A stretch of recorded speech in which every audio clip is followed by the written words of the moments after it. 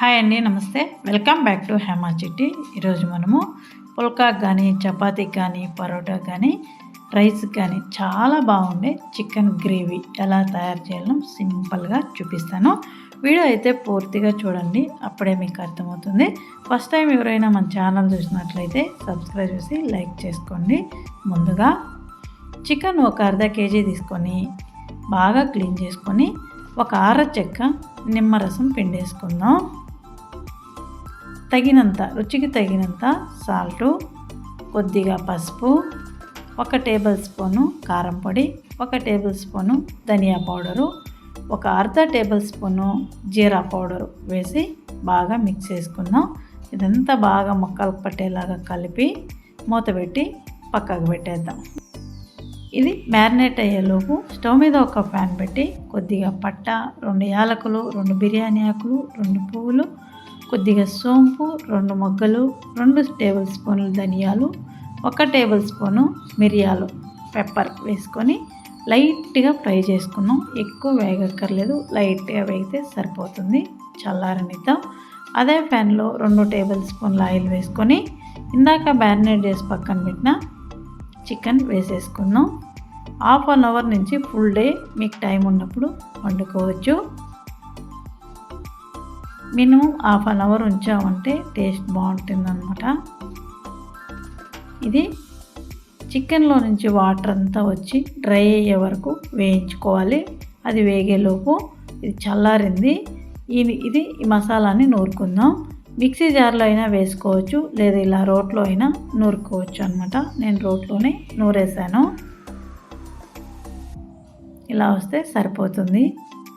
ఈ మసాలా వేసి చూడండి, టేస్ట్ చాలా అంటే చాలా బాగుంటుంది. ఒకసారి ట్రై చేసి చూడండి, గ్రేవీ అద్దిరిపోతుంది. ఇప్పుడు చికెన్లో ఉండే వాటర్ అంతా డ్రై అయిపోయింది, తీసి పక్కకు పెట్టేద్దాం. స్టవ్ మీద ఇంకొక బండలు పెట్టి అందులో ఒక 2-3 స్పూన్ల ఆయిల్ వేసి సన్నగా తరిగిన ఉల్లిపాయ అన్నమాట. చూడండి, సన్నగా తరుక్కోవాలి. ఎంత వీలైతే అంత సన్నగా తరిగి వేసుకోవాలి. మనకు గ్రేవీ కావాలి కాబట్టి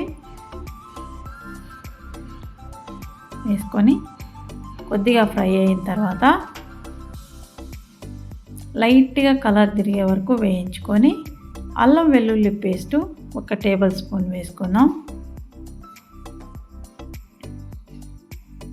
పచ్చివాసన పోయేదాకా బాగా వేగనిద్దాం. తొందరగా అయిపోతుంది, టేస్ట్ అద్భుతంగా ఉంటుంది. ఒకసారి ట్రై చేసి చూడండి. 2 టమోటాలు టమోటా ప్యూరీ చేసి ఇందులో వేసేసుకుందాం. గ్రేవీకి చాలా బాగుంటుంది. ఇది కూడా పచ్చివాసన పోయేదాకా ఆయిల్ తేలే వరకు వేయించుకుందాం. కరివేపాకు కొద్దిగా వేసుకొని ఇది కూడా ఫ్రై చేసుకుందాం. చికెను ఇందులో వేసేసుకుందాం.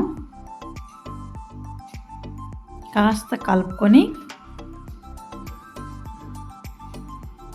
ఇందాక మనం పొడిగొట్టి పక్కన పెట్టాం కదా మసాలా, అది వేసేద్దాం. ఇది కూడా కాస్త కలుపుకుందాం. ఇలా కాస్త ఫ్రై అయిన తర్వాత ఇందులో వాటర్ వేసుకొని ఉడికించుకుందాం. నేనైతే 1.5 గ్లాస్ నీళ్ళు వేసాను. 1 గ్లాసు, ఈ గ్లాస్తో అనమాట 1.5 గ్లాస్ నీళ్ళు వేసి ఒకసారి కలుపుకొని మూత పెట్టి ఒక 5 నిమిషాలకు బాగా ఈ వాటర్ అంతా డ్రై అవుతుంది, ఉడకనిద్దాం.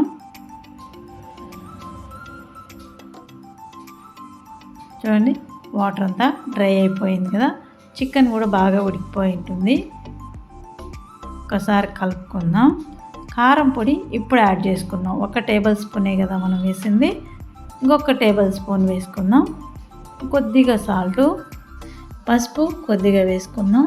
ఇదంతా ఒకసారి కలుపుకుందాం. దించే ముందర కారం పొడి, సాల్టు యాడ్ చేసుకున్నామంటే టేస్ట్ బాగుంటుంది. నెయ్యి 1 టేబుల్ స్పూన్ వేసుకుందాం. చాలా బాగుంటుందండి. నెయ్యి కనుక తిన్న వాళ్ళైతే స్కిప్ చేసేయచ్చు. చికెన్కి ఫ్రైకి కానీ గ్రేవీకి కానీ నెయ్యి చాలా బాగుంటుంది. ఫైనల్గా కసూరి మెంతి కొద్దిగా వేడి చేసి నలిపామంటే ఇలా పొడి పొడిగా వచ్చేస్తుంది అన్నమాట. లేదు అనుకుంటే ధనియాలకైనా సన్నగా తరిగి వేసుకోవచ్చు. అంతే అండి. ఒక్కసారి కలిపి ఒక 5 నిమిషాలు పూర్తిగా సిమ్‌లో పెట్టి వదిలేసామంటే ఆయిల్ అంతా పైకి తేలుతుంది. టేస్ట్ అద్దిరిపోతుంది. 5 నిమిషాల తర్వాత చూసారా ఆయిల్ అంతా పైకి తేలింది. చపాతీకి కానీ, పుల్కాకి కానీ, పరోటాకి కానీ టేస్ట్ అద్దిరిపోతుంది. రైస్కి కూడా చాలా బాగుంటుంది. టేస్ట్ ఒకసారి చూద్దాం. నేనైతే సర్వ్ చేయలేదండి, అలాగే ఉంచేసాను. గ్రేవీ కదా ఇంకా అందుకని అలాగే ఉంచేసాను అనమాట బాండిల్లోనే. టేస్ట్ అయితే అదిరిపోయింది. ముక్క కూడా చూడండి ఎంత సాఫ్ట్గా ఉంటుందో. చూసారా, మెత్తంది తిన్న వాళ్ళు కూడా మెత్తని పీసులు చాలా బాగుంటుంది. తుక్కుగా ఏమి ఉండదండి, సాఫ్ట్గా ఉడికిపోయిందనమాట.